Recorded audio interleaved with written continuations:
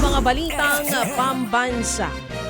Nangalampag po ang ilang militanteng grupo sa Senado para ipanawagan ang pagpapa-impeach kay Vice President Sara Duterte.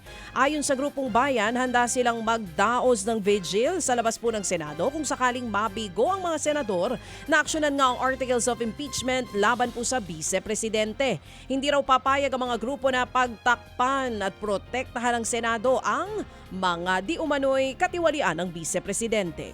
Naharap si VP Sara sa impeachment dahil sa iba't ibang paglabag, kabilang po ang maanumalyang paggasta sa kanyang confidential funds. Nakatakdang ipresenta sa Senado ang articles of impeachment laban po sa Vice Presidente sa paparating na June 11.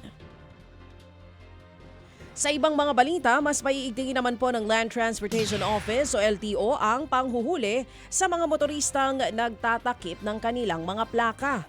Ilang motorista po kamakailan ang nahuli na tinatakpan nga ang plaka para po makaiwas sa violation ng NCAP. Pero ang babala ng LTO, paglabag po yan sa Motorcycle Crime Prevention Act, kung saan maaring magmulta ng hanggang 10,000 piso ang mahuhuling violator.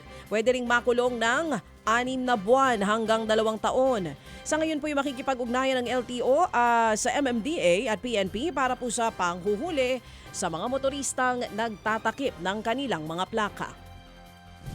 Ibababa po natin yan sa ating pang mga law enforcers and PNP and MMDA po. Ganyan din po kasi ang ating pong mga ginawa naman sa mga kolorum naman po.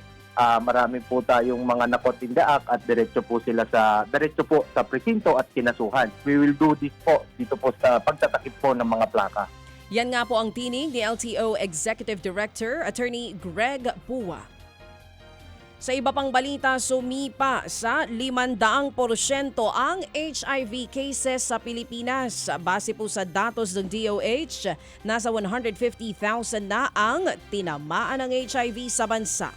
Bagamat may mga gamot sa naturang sakit, ikinababahala ng DOH ang biglang pagsipa sa 500% ng kaso ng HIV sa bansa, partikular po sa mga kabataan.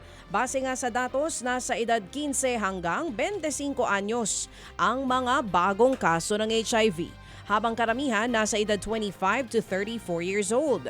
Pinakabata po sa kanilang listahan ang 12 anyos na mula po sa Palawan na nakuha ang sakit dahil sa pakikipagtalik. Dahil po dito, iminungkahi nga ng DOH kay Pangulong Bongbong Marcos Jr.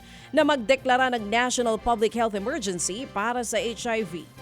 Mahalaga raw kasing mapalakas ang HIV testing, prevention at treatment para hindi na kumalat pa ang sakit.